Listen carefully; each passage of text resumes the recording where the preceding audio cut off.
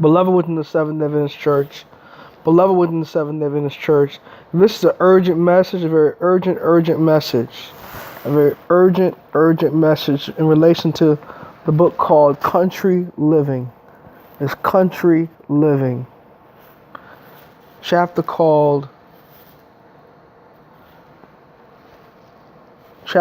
dealing with avoiding party strifes and in disregard of the Decalogue. It states this: it says,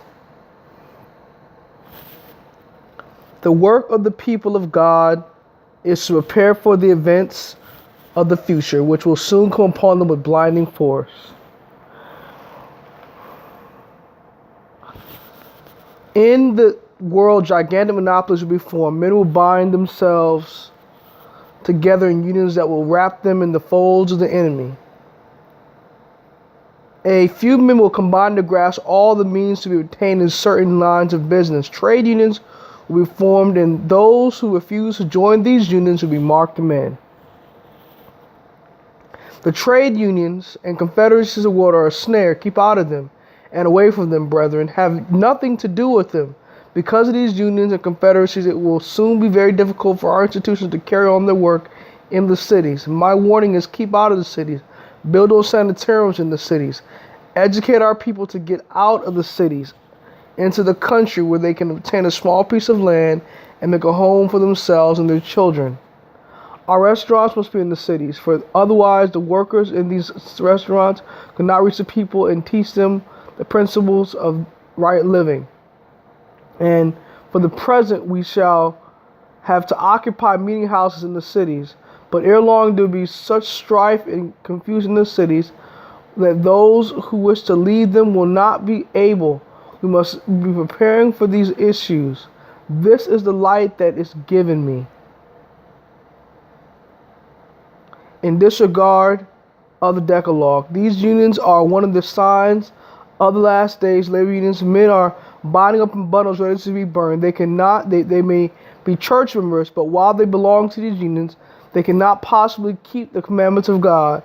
Or to belong to these unions means to disregard the entire Decalogue.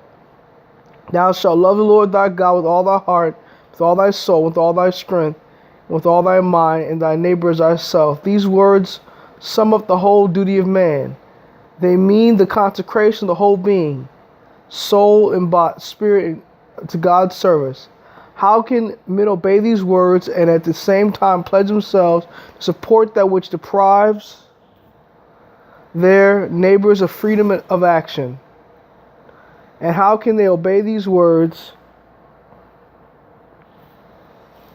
and from combinations that rob the poorer classes of the advantages